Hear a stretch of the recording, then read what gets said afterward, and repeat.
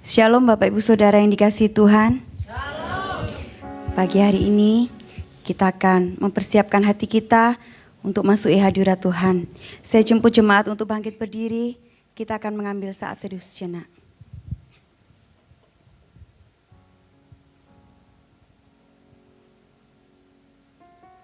Terima kasih Tuhan buat kasih-Mu. Terima kasih Tuhan untuk kesetiaan-Mu dalam hidup kami. Pagi hari ini Bapa, kami ada di sini untuk meninggikan nama-Mu. Karena hanya Engkau-lah yang layak ditinggikan, yang layak diagungkan, yang layak dimuliakan. Biarlah setiap pujian dan penyembahan kami pagi hari ini boleh menyenangkan hati Tuhan. Haleluya. Yesus kami puja, kami sembah sebagai Raja.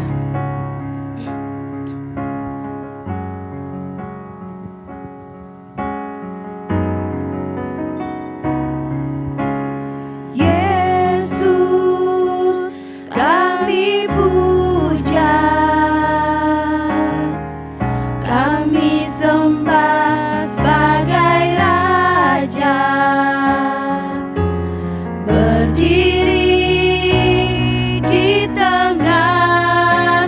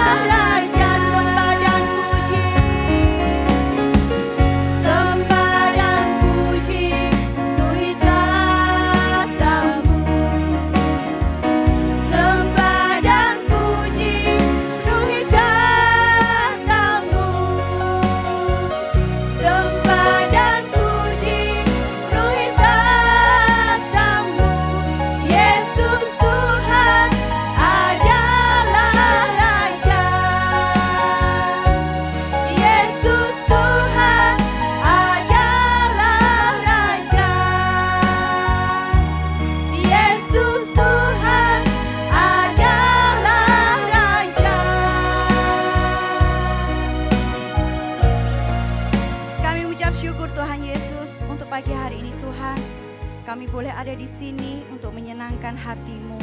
Kami menyerahkan Bapa persekutuan kami pagi hari ini Tuhan.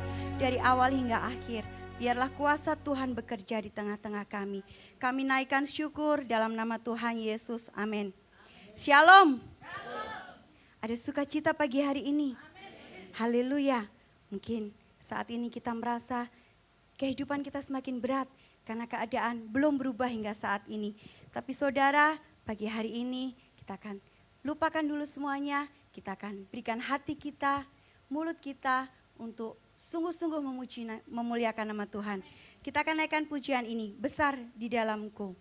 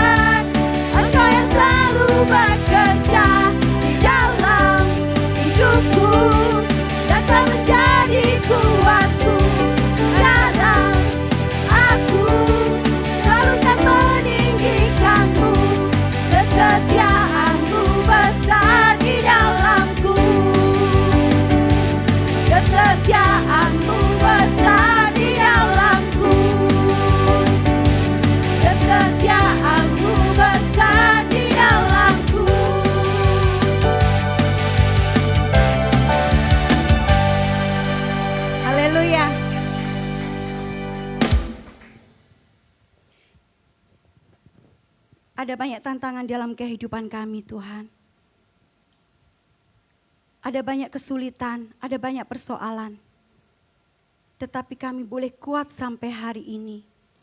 Karena Engkau telah menjadi kekuatan bagi kami.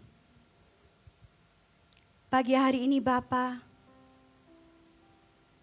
kami menyiapkan hati kami Tuhan. Untuk kami boleh menerima kebenaran firman-Mu. Firman-Mu yang akan menjadi rema dalam kehidupan kami. Firman-Mu yang akan menguatkan kami ketika kami dalam kesesakan. Seperti rusa merindukan air, seperti itulah hati kami Tuhan, haus dan merindukan firman-Mu. Berfirmanlah Bapa, kami siap untuk mendengarkan.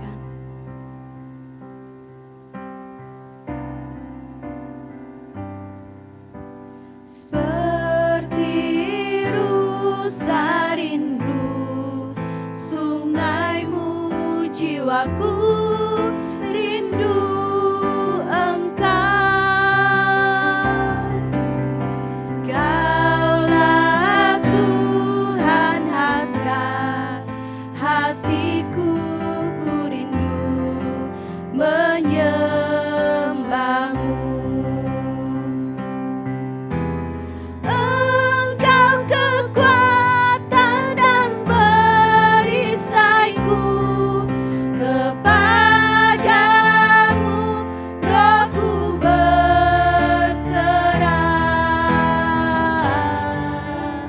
Kaulah Tuhan hasrat hatiku, ku rindu menyembah-Mu.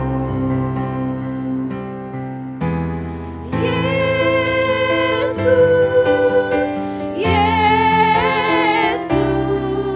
Kau berarti bagiku.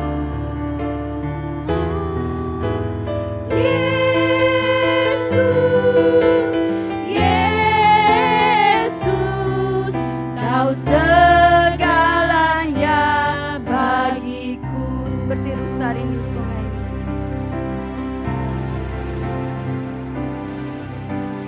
Seperti rusa rindu sungai-Mu, jiwaku rindu Engkau. Kaulah Tuhan hasrat hatiku, ku rindu menyembah-Mu. Engkau kekuatan dan perisaiku, kepadamu rohku berserah.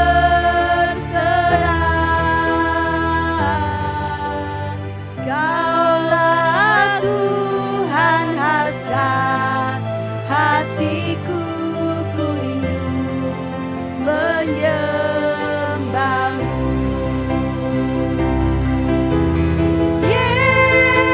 Yesus, Yesus, Kau berarti bagiku. Yesus, Yesus, Kau segalanya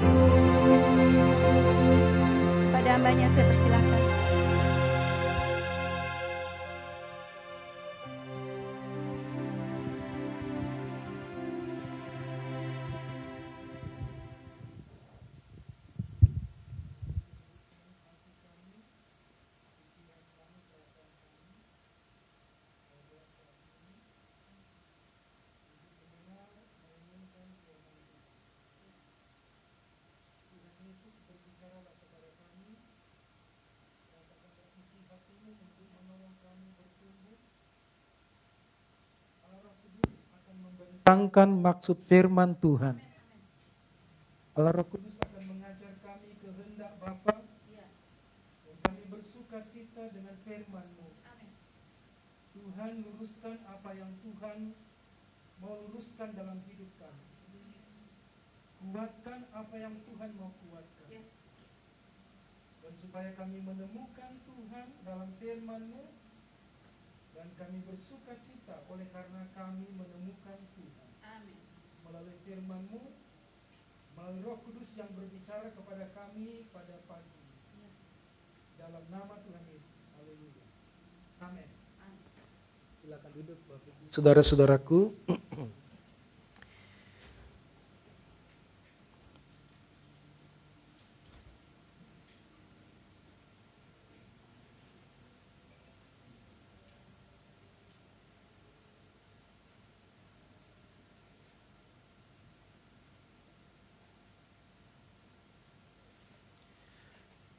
Shalom saudara-saudara. Senang berjumpa dengan Bapak Ibu, saudara-saudara pada pagi ini. Kita menyembah Tuhan bersama-sama dan kiranya kita mengalami Tuhan dalam ibadah kita yang singkat ini.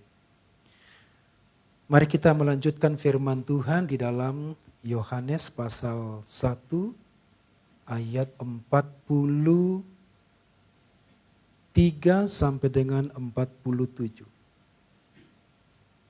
Minggu lalu kita sudah mempelajari bagian ini.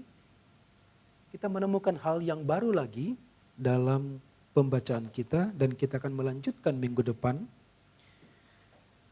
Sudah menemukan? Amin. Saya bacakan demikianlah firman Tuhan. Pada keesokan harinya Yesus memutuskan untuk berangkat ke Galilea. Ia bertemu dengan Filipus dan berkata kepadanya, "Ikutlah aku." Filipus itu berasal dari Betsaida, kota Andreas dan Petrus. Filipus bertemu dengan Natanael dan berkata kepadanya, "Kami telah menemukan Dia yang disebut oleh Musa dalam kitab Taurat dan oleh para nabi, yaitu Yesus anak Yusuf dari Nazaret." Kata Natanael kepadanya, "Mungkinkah sesuatu yang baik datang dari Nazaret?" Kata Filipus kepadanya, "Mari dan lihatlah." Yesus melihat Natanael datang kepadanya lalu berkata tentang dia, lihatlah inilah seorang Israel sejati. Tidak ada kepalsuan di dalamnya." Amin. Minggu lalu kita sudah membahas bagian yang pertama, panggilan kekristenan kita adalah mengikut Yesus. Tidak mungkin kita Kristen tapi tidak mengikut Yesus. Tapi apakah ada orang Kristen tidak mengikut Yesus? Banyak. Mengikut Yesus bukan beragama Kristen. Mengikut Yesus berarti mengikuti apa yang diajarkan oleh Tuhan Yesus. Bagian yang kedua di ayat ini kita mempelajari panggilan kita mengikut Yesus. Sekaligus yang kedua adalah memperkenalkan, membagikan Yesus kepada orang lain. Memperkenalkan, membagikan Yesus kepada orang lain. Panggilan Yesus kepada kita adalah panggilan untuk menjadi penjala jiwa, pemenang jiwa. Dalam Injil Matius, Yesus berkata kepada murid-murid yang dipanggilnya, "Mari ikutlah aku dan kamu akan kujadikan penjala manusia." Kenapa bukan pemancing manusia? Tapi penjala. Yang pertama sedikit. Yang kedua, ikan yang dipancing pasti mati. Kalau di jala, kemungkinan ada yang mati, tapi juga kemungkinan banyak yang hidup. Jadi panggilan Yesus kepada semua murid-muridnya, semua orang percaya adalah, "Mari ikutlah aku dan kamu kujadikan penjala manusia." Itu berarti saudara-saudara, mengikut Yesus adalah menjadi pengaruh bagi orang lain. Kita tidak bisa menjala orang dan mengajak orang datang kepada Yesus kalau hidup kita tidak berpengaruh. Itulah sebabnya ada banyak orang Kristen tidak menjadi berkat di lingkungan, di masyarakat. Dan mereka tidak berhasil menarik orang untuk datang kepada Yesus. Jadi mempengaruhi orang di mana kita menjadi penjala manusia. Yesus pernah berkata, kamu adalah garam dunia. Garam itu menjadi pengaruh. Kamu adalah terang dunia. Kapan kita menjadi garam? Bukan waktu kita menjadi orang yang paling rohani. Kapan kita menjadi garam? Bukan waktu kita melayani. Kita menjadi garam pada waktu kita mengenal Yesus.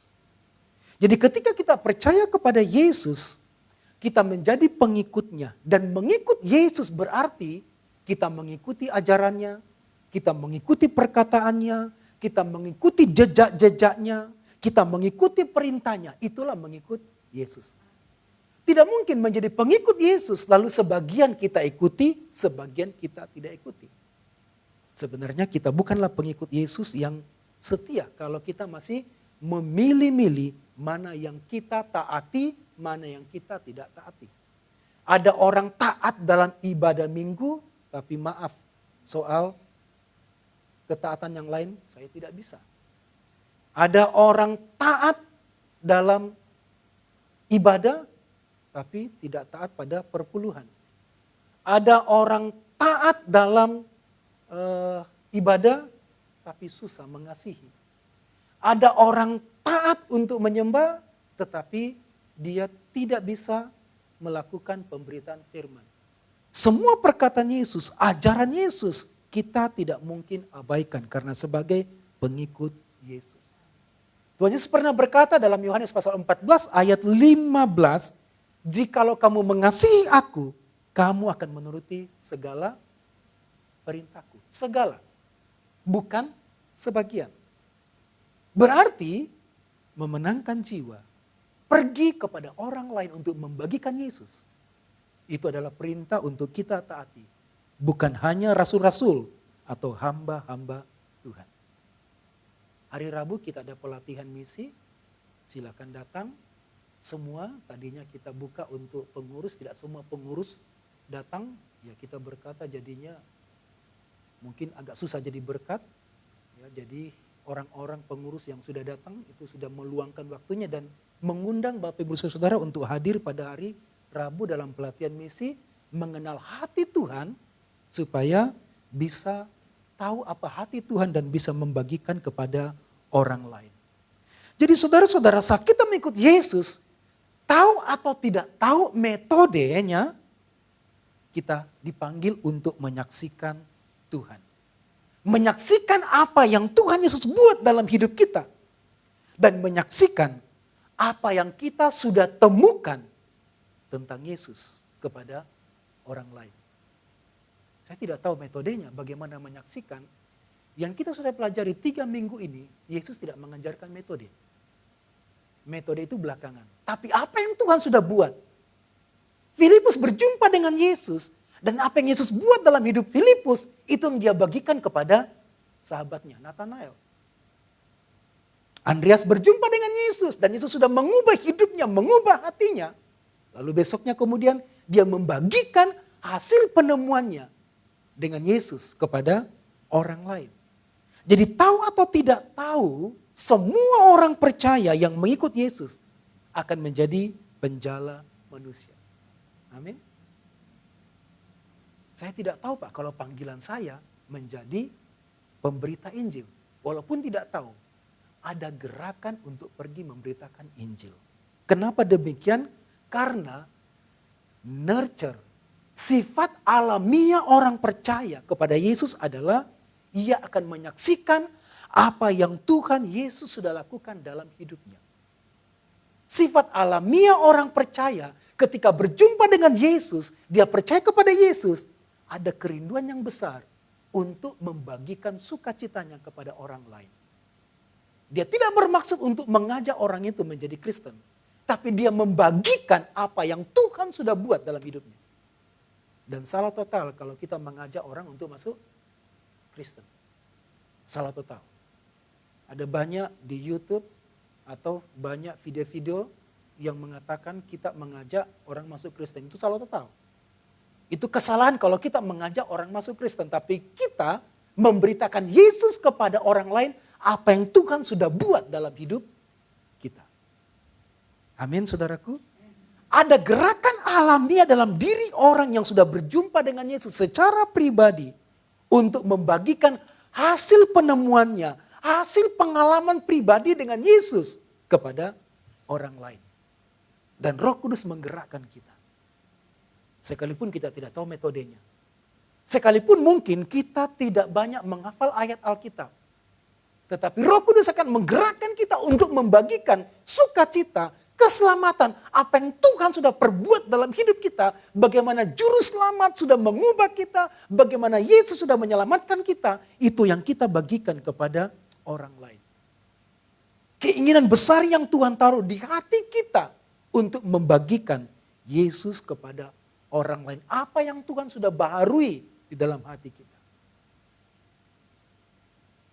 Kalau saudara ketemu dengan seseorang yang menginspirasi saudara, saudara pasti menginginkan supaya orang lain mengetahui orang itu.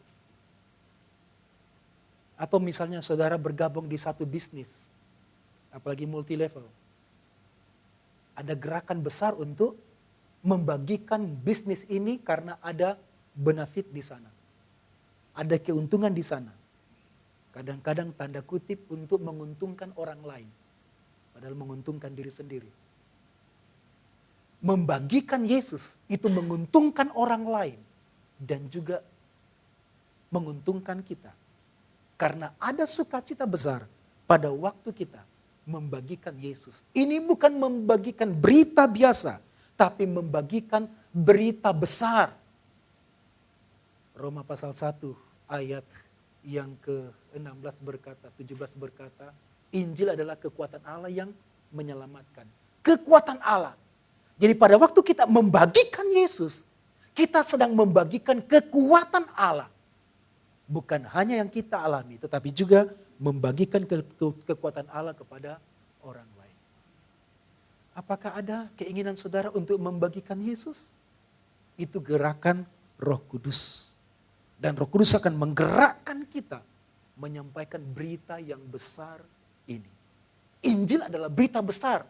Karena orang yang mati diselamatkan. Itu berita yang besar. Orang yang tidak punya pengharapan. Lalu kemudian memiliki pengharapan dalam Yesus. Itu berita yang besar. Kita baca bersama-sama ayat ini ya. Dalam Roma 1 ayat yang ke-16. 2, 3. Sebab aku mempunyai keyakinan yang kokoh dalam Injil. Karena Injil adalah kekuatan Allah yang menyelamatkan setiap orang. Ya, pertama-tama orang Yahudi, tetapi juga orang Yunani. Setiap orang yang percaya, hanya pada percaya saja, itu berita yang besar. Berita yang besar oleh karena Tuhan yang kita punya menjadi manusia. Tidak masuk akal bagaimana mungkin Tuhan menjadi manusia. Mengapa dia menjadi manusia? Supaya dia bisa mati. Kalau dia tetap Tuhan, dia tidak mungkin mati. Dan berita besar yang kedua adalah dia bangkit dari kematian. Dia disalibkan untuk kita, itu berita besarnya. Dia bangkit dari kematian. Dan berita besarnya adalah dia mengalahkan kematian. Dan dia juga mengalahkan kematian kita, kematian orang-orang di sekitar kita. Mintalah supaya Roh Kudus memimpin kita, menggerakkan kita untuk membagikan Yesus. Seperti minggu-minggu ini kita sudah pelajari. Saudara-saudara, pengenalan akan Yesus yang sudah mengubahkan kita melalui Injil yang menggerakkan kita. Seperti Andreas yang digerakkan. Karena berjumpa dengan Yesus, maka sifat alamiah itu menggerakkan dia. Memberitakan berita keselamatan kepada saudaranya Simon Petrus. Sekarang Filipus, setelah mendengar sedikit, belum banyak. Filipus baru berjumpa dengan Yesus keesokan harinya. Jadi pagi dia berjumpa. Siangnya dia berlari. Sekitar berapa kilo untuk mencari saudaranya Nathanael. Saudaranya belajar bersama-sama firman. Baru belajar sedikit. Kekristenan kita lebih tua daripada Filipus. Tapi kita begitu sulit untuk menyampaikan berita Injil karena kita bicara metode. Saya yakin bahwa Yesus tidak mengajarkan metode kepada Andreas ataupun kepada Filipus bagaimana menyampaikan Yesus. Tapi perhatikan bagaimana Filipus diubahkan mengenal Yesus dan kemudian ia menyingkir sejenak lalu mencari saudaranya Nathanael, sahabatnya Nathanael untuk membagikan hasil penemuannya. Menyingkir sejenak. Perhatikan saudara, apabila kita mendapatkan kesempatan terbaik yang dapat membawa kebaikan bagi jiwa kita, kita tidak boleh lupa mencari kesempatan untuk berbuat baik kepada jiwa yang lain. Kalau kita sudah mendapatkan kesempatan yang terbesar, mendapatkan penghiburan dari Yesus, keselamatan dari Yesus, maka carilah kesempatan yang terbaik juga membagikan penemuan terbesar ini kepada orang lain, supaya orang lain juga diselamatkan. Dan mereka berjumpa dengan Tuhan Yesus. Dengan mengingat perkataan Yesus adalah lebih baik memberi daripada menerima. Lebih berbahagia mereka yang memberi berita sukacita daripada mereka yang menerima. Oh kata Filipus, kami sudah menemukan dia yang dikatakan oleh Musa dalam kitab Taurat dan para nabi. Perhatikan ada sukacita yang besar bagi seorang Filipus. Betapa sukacitanya Filipus akan perkenalannya dengan Yesus. Dan sukacita itu dia tidak pendam seorang diri. Dia membagikannya kepada orang lain. Selama ini dia sudah lama menanti-nantikan juru selamat. Dia sudah lama bergumul dengan keselamatannya. Dia sudah lama bergumul dengan ayat-ayat yang dia baca dalam perjanjian lama. Kitab suci yang dia baca tentang janji keselamatan. Dan akhirnya dia bisa berjumpa dengan Yesus yang menyelamatkan. Dan dia berkata, saya sudah menemukan. Kita berdoa supaya banyak orang yang membaca kitab sucinya. Kemudian berjumpa dengan janji-janji Tuhan dalam kitab suci tersebut melalui pengalaman pribadi dengan Yesus. Perhatikan juga bukan hanya sukacita yang dibagikan, betapa beruntungnya Filipus karena dia begitu banyak membaca perjanjian lama. Kitab suci perjanjian lama yang membantu dia menyingkapkan rahasia firman ketika berjumpa dengan Yesus. Tidak dibutuhkan waktu yang lama untuk mengubah Filipus. Karena dia sudah banyak membaca firman Tuhan perjanjian lama. Sudah banyak dia mempelajari Alkitab perjanjian lama. Dan ketika berjumpa dengan Yesus, tidak butuh waktu kursus 3 tahun. Untuk dapat akademi atau gelar sarjana teologi 4 tahun, 5 tahun. Tidak cukup. Tapi ngomong-ngomong banyak juga STH yang susah memberitakan Injil. Oh banyak, MTH juga banyak. Doktor pun ada, susah memberitakan Injil. Tapi Filipus tidak cukup waktu yang banyak. Hanya beberapa jam saja berjumpa dengan Yesus. Lalu kemudian dia pergi memberitakan apa yang dia temukan. Atau bagaimana perjumpaannya dengan Yesus. Dan berkata dengan berteriak, kami sudah menemukan dia yang ditulis oleh kitab Musa.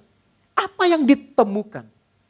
Yang ditemukan adalah Yesus Immanuel. Keturunan wanita yang menyelamatkan dalam Kejadian pasal 3. Ayat 15. Keturunan Abraham. Kejadian pasal 12. Semua berkat-berkat Abraham dialirkan kepada anak-anak Abraham. Apalagi yang dia temukan? Dia menemukan nabi seperti Musa. Musa berkata, akan dibangkitkan seorang nabi. Dengarkanlah dia. Dia menemukan. Apa yang dia temukan?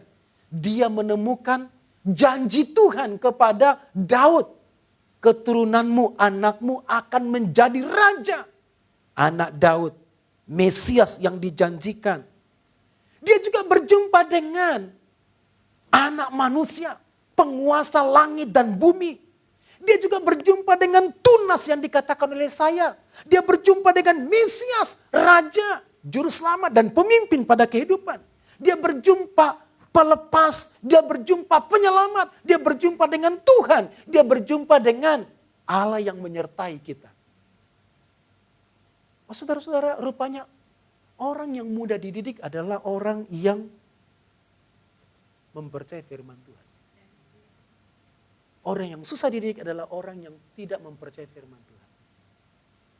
Walaupun dia banyak Alkitab, dia banyak baca Alkitab. Orang yang paling mudah dididik adalah orang yang percaya kitab suci. Filipus percaya kitab suci, dia baca kitab suci, dia pelajari, kemudian dia percaya, dia pegang. Tapi dia belum menemukan sosok yang dijanjikan dalam perjanjian lama. Dan ketika berjumpa dengan Yesus, tidak butuh katekisasi 12 kali pertemuan. Untuk berjumpa dengan Yesus. Karena dia mempercayai firman Tuhan, dia baca firman Tuhan. Penting sekali Bapak Ibu Saudara kita membaca firman Tuhan. Mewarnai pikiran kita, hidup kita dengan firman Tuhan. Dan sekali waktu ada perjumpaan pribadi dengan Tuhan.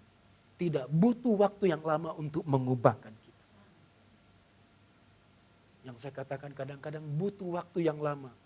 Firman Tuhan ditaruh di sini dibaca. Kadang-kadang butuh waktu 20 tahun untuk menurunkan sampai ke hati. Kadang-kadang butuh waktu 15 tahun untuk menurunkan firman yang kita baca, firman yang kita dengar, diturunkan ke sini kadang-kadang butuh 2 minggu. Padahal jaraknya cuman satu jengkal. Tapi semakin kita menjauhkan firman Tuhan, kemungkinan berapa jengkal. Begitu sulit. Dan Filipus begitu mudah diarahkan. Karena dia mempercayai firman. Percayalah firman saudara-saudara. Dan Tuhan akan mengarahkan kita begitu mudah. Tidak butuh waktu yang lama untuk mengubahkan kita. Karena Tuhan sanggup. Setiap orang percaya adalah penjala manusia. Amin. Penjala manusia. Entah kita sudah lama percaya atau baru percaya Yesus. Kita adalah penjala manusia. Entah sudah lama mengikut Yesus. Atau sudah lama ikut kelompok-kelompok. Atau baru, kita adalah penjala manusia. Sekalipun Filipus baru saja mengenal Yesus. Baru saja lahir baru. Baru saja diubahkan. Namun gairah untuk memberitakan Yesus begitu besar yang dijanjikan. Dia mencari sahabatnya. Coba perhatikan berita disampaikan oleh Filipus. Apa beritanya?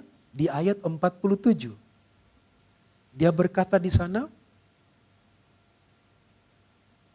di ayat 47, kata Filipus kepadanya, ayat 45, kami telah menemukan dia yang disebutkan oleh Musa dalam kitab Taurat dan para nabi.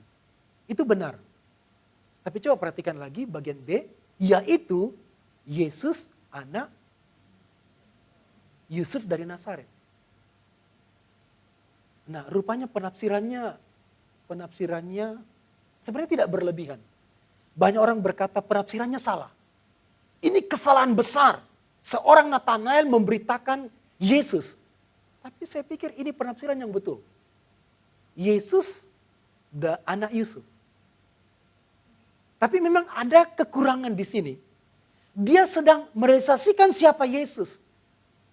Makanya Nathanael bertanya, adakah sesuatu yang baik dari Nazaret? Kami sudah menemukan Yesus. Yesus itu adalah anak Yusuf dari Nazaret. Lalu kemudian Nathanael yang tahu persis Alkitab Perjanjian Lama. Siapa Yesus dari Nazaret? Di Perjanjian Lama tidak ada kata Nazaret. Jadi Nazaret itu adalah kota yang baru. Tidak pernah disebutkan dalam Perjanjian Lama tentang Nazaret. Yang disebutkan adalah Bethlehem, Yerusalem. Nah, Filipus tidak menyampaikan bahwa Yesus itu lahir di Bethlehem. Yesus itu anak Daud. Tapi Nathanael berkata, kayaknya kamu salah nih. Enggak ada sesuatu yang baik dari Nazaret. Tidak pernah disebutkan sesuatu yang baik dari Nazaret, nggak ada. Siapa yang terkenal? Nggak ada yang terkenal dari Nazaret. Anak Yusuf. Yusuf yang mana? Kalau Yusuf perjanjian lama terkenal. Yusuf bapak saya tidak terkenal.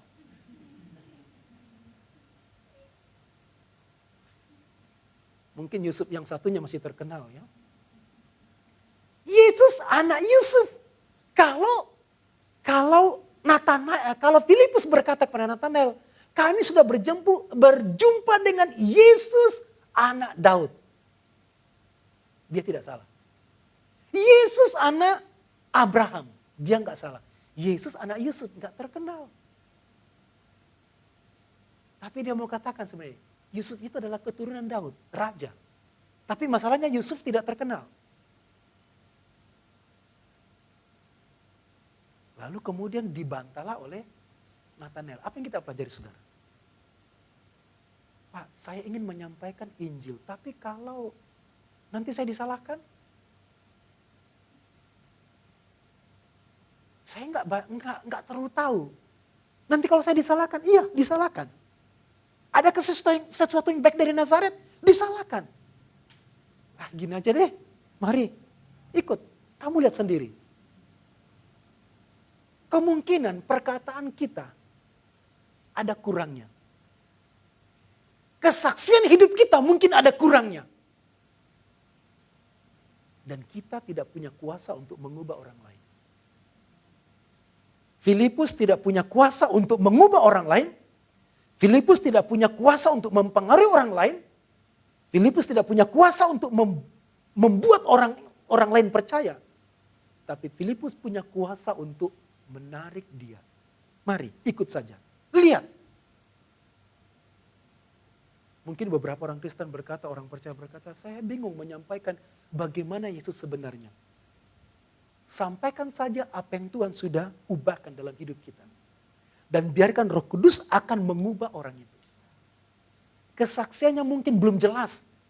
Kami sudah berjumpa dengan Yesus yang disebut oleh Musa, ditulis oleh Musa, itu benar. Tapi Yesus anak Yusuf itu tidak terkenal. Dari Nazaret gak dikenal. Sebenarnya dari Nazaret itu adalah penggenapan bagi umat Tuhan waktu zaman Yeremia. Tapi tidak terkenal Nazaret. Di Matius dikatakan Yesus akan disebut sebagai orang Nazaret. Jadi walaupun mungkin berita yang kita sampaikan kurang jelas, Roh Kudus akan menolong meluruskan. Walaupun mungkin apa yang kita sampaikan tidak terlalu mantap bagi kita, Roh Kudus akan menolong.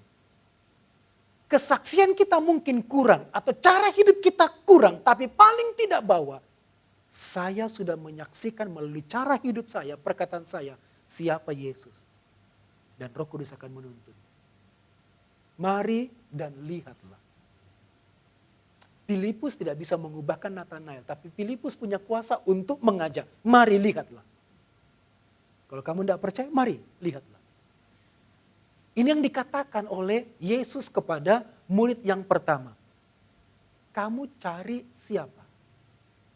Dan kata mereka, guru di mana engkau tinggal? Mari lihatlah. Dan orang bisa berjumpa dengan Yesus ketika kita membawa mereka datang kepadanya. Paling tidak ada suara kita.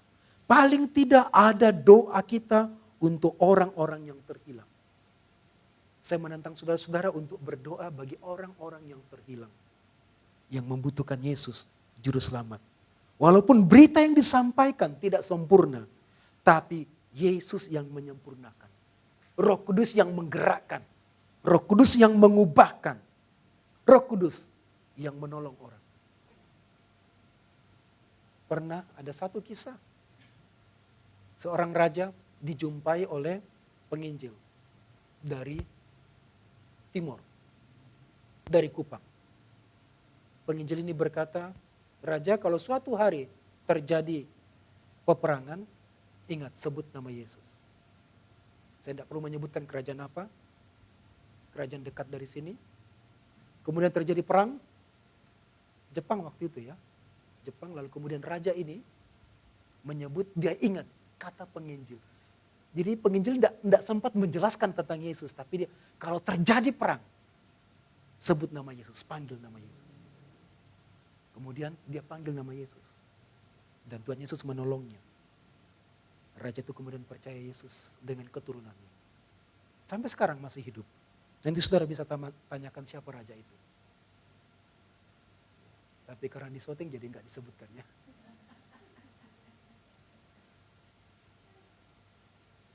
Saya berjumpa dengan seorang yang memperbaiki jam. Saya pernah saksikan berapa tahun yang lalu. Ya. Dan saya sangat senang ketika dia sedang memperbaiki jam tangan saya. Karena ada Alkitab di di gerobaknya. Alkitab Perjanjian Baru. Dan saya berkata, dan karena senangnya, wah, Bapak punya Alkitab. Karena saya tahu dia bukan anak Tuhan. Lalu kemudian, jangan diminta Pak, ini satu-satunya. Dalam hati saya punya banyak kok. Ya. Yang membuat saya sukacita adalah orang ini punya Alkitab. Lalu saya bertanya, kenapa bisa punya? Dia menceritakan waktu itu dia sakit. Dan ada orang Kristen datang. Bukan hamba Tuhan, orang Kristen datang. Dan berdoa dan memberi pesan. Ya. Kalau ada masalah, ya, berdoalah kepada Tuhan Yesus. Dan kemudian dia punya masalah dan dia berdoa kepada Yesus, ya, dan ada sukacita besar. Dia diberi Alkitab dan dia menyempatkan selalu untuk membaca Alkitab di jam-jam kosong.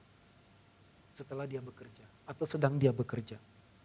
Nah, perhatikan metode yang diajarkan di Alkitab kita ini. Metode alamiah yang dapat kita lakukan juga. Disebut sekarang ada gerakan PA penemuan. PA penemuan, pendalaman Alkitab penemuan yang kita lakukan di dalam kelompok tumbuh tahun lalu atau 2 tahun yang lalu. Membaca Alkitab, lalu kemudian menemukan siapa Tuhan di dalam Alkitab. Menemukan siapa Yesus dalam Alkitab. Lalu kemudian membagikan hasil penemuan kita kepada orang lain. Setelah membagikan, lalu kemudian mengajak orang itu datang dalam kelompok. Dalam kelompok kita, kelompok PA. Ini yang dilakukan oleh Andreas, oleh Filipus. Dia menemukan Yesus dan dia membagikan Yesus kepada orang lain. Dan kemudian orang itu belum mengerti, orang itu kemudian diajak datang masuk dalam kelompok PA dari Andreas, dari Filipus. Datang kepada Yesus, belajar tentang Yesus. Hasilnya menemukan Yesus. Membagikan Yesus kepada orang lain. Dan kemudian mengajak orang lain itu datang kepada Yesus untuk belajar secara pribadi. Belajar tentang Yesus. Ada banyak hal yang kita pelajari. Tetapi pelajaran yang menghidupkan kita dan menghidupkan orang lain adalah belajar tentang Yesus. Dan bagikanlah Yesus kepada orang lain. Andreas menemukan Yesus, dia membagikan kepada Simon Petrus. Yohanes menemukan Yesus, dia membagikan kepada saudaranya Yakobus. Filipus menemukan Yesus, dia membagikan kepada sahabat dekatnya, Nathanael. Dan kita, saya, apakah kita sudah membagikan Yesus kepada orang lain? Mari kita minta supaya Tuhan kiranya memberi kita hati mengasihi jiwa-jiwa yang terhilang.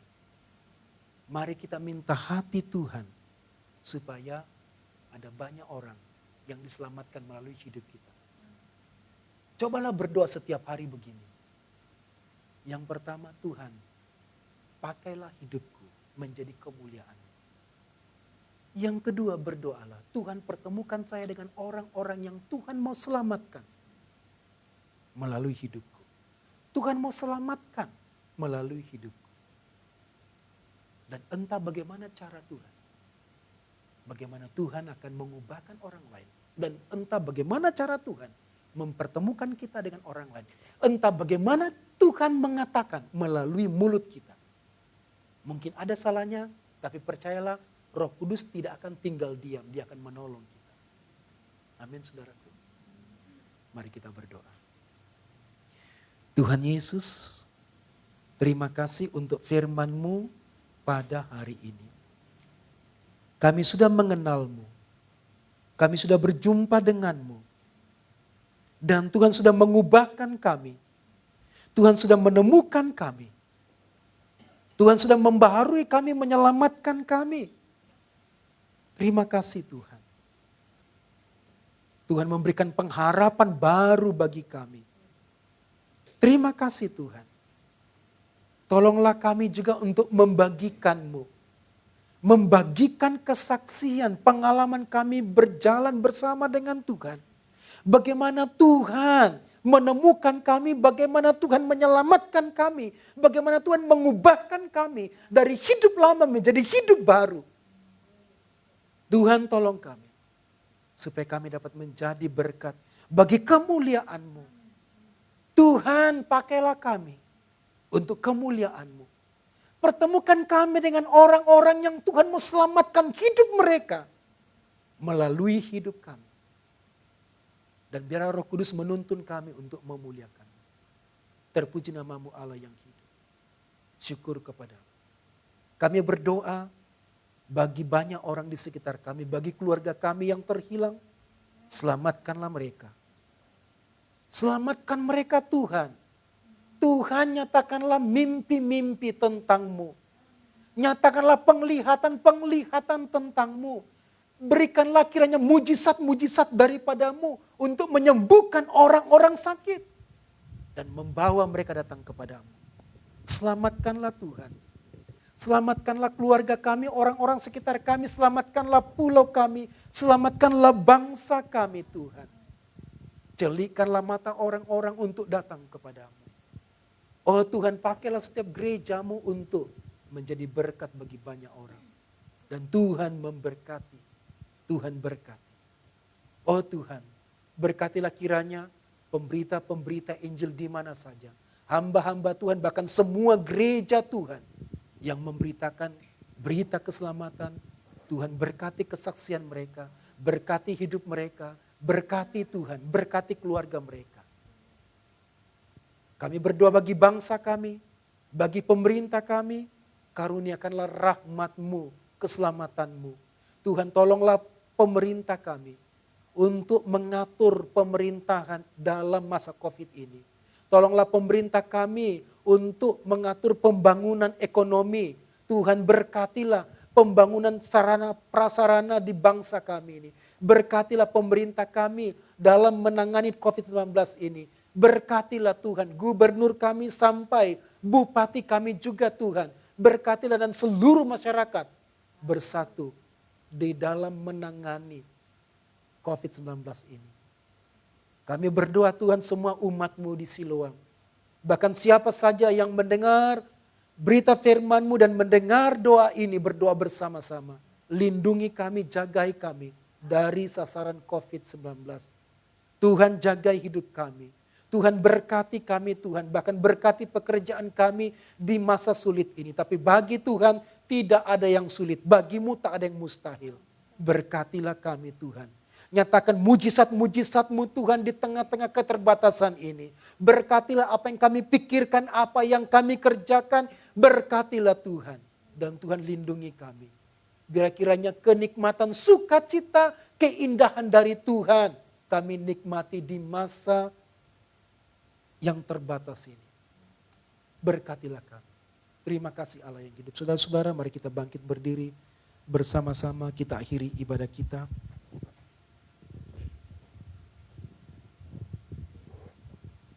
Terima kasih Allah yang hidup untuk jam ibadah saat ini. Kiranya Tuhan bersukacita atas ibadah kami. Berkatilah. Saudara-saudaraku kekasih-kekasih Kristus, arahkan hati dan pikiranmu kepada Allah yang hidup. Berharaplah kepadanya, angkatlah hatimu dan angkatlah tanganmu, terimalah janji firman-Nya menjadi berkat bagi kita. Pada waktu pembelaan kita, Tuhan akan menyatakan rahmat-Nya. Tuhan tidak pernah meninggalkanmu.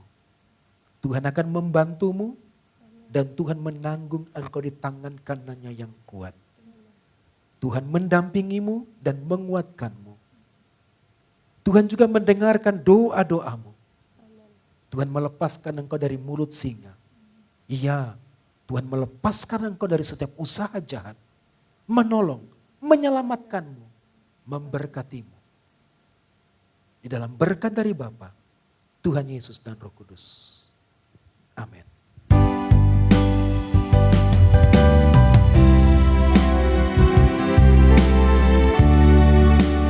Kiranya Engkau memberkati aku berlimpah-limpah dan memperluas daerahku. Amin. Dan kiranya tanganmu menyertai aku dan melindungi aku daripada malapetaka, sehingga kesakitan tidak menimpa aku.